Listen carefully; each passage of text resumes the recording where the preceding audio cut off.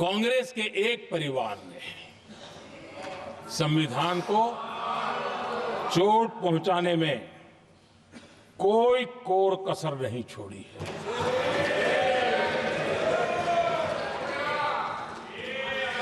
और मैं इसलिए एक परिवार का उल्लेख करता हूं कि 75 साल की हमारी यात्रा में 55 साल एक ही परिवार ने राज किया है।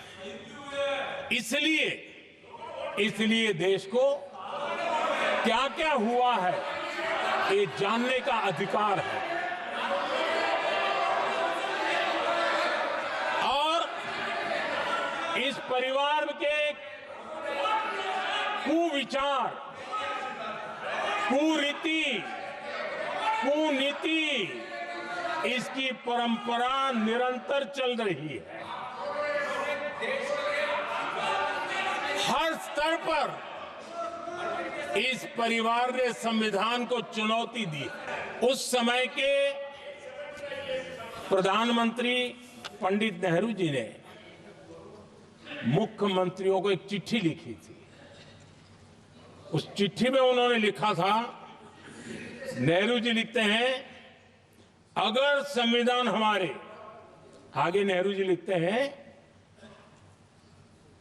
अगर संविधान हमारे रास्ते के बीच में आ जाए, ये नेहरू जी लिख रहे हैं, अगर संविधान हमारे रास्ते के बीच में आ जाए, आगे नेहरू जी कह रहे हैं, तो हर हाल में संविधान में परिवर्तन करना चाहिए। ये नेहरू जी ने मुख्यमंत्रियों को चिट्ठी लिखी।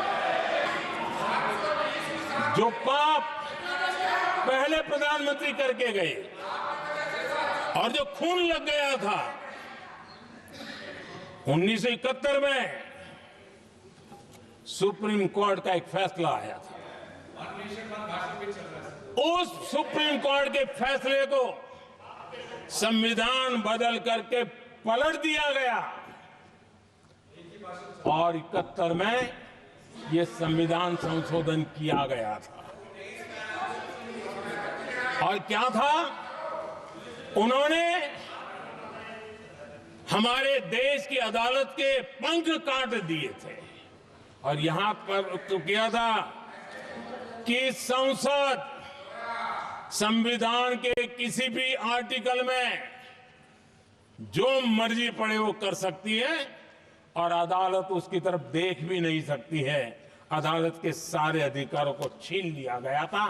ये पाप 1971 में उस समय की प्रधानमंत्री श्रीमती इंदिरा गांधी ने किया था।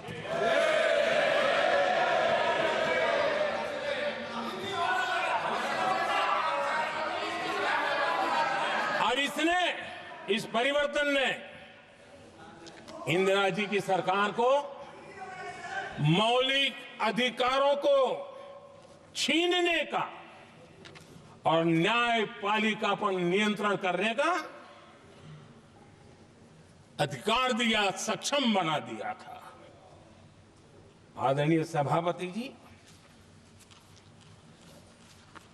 खून मुंह पे लग गया था, कोई रोकने वाला था नहीं।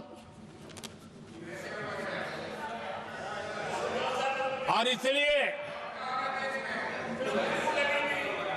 जब इंदिरा जी के चुनाव को गैर रीति के कारण, असंवैधानिक तरीके से चुनाव लड़ने के कारण अदालत ने उनके चुनाव को खारिज कर दिया और उनको एमपी पद छोड़ने की नौबत आई, तो उन्होंने गुस्से में आकर के देश पर इमरजेंसी थोप दी, आपातकाल लगा दिया अपनी कुर्सी बचाने के लिए।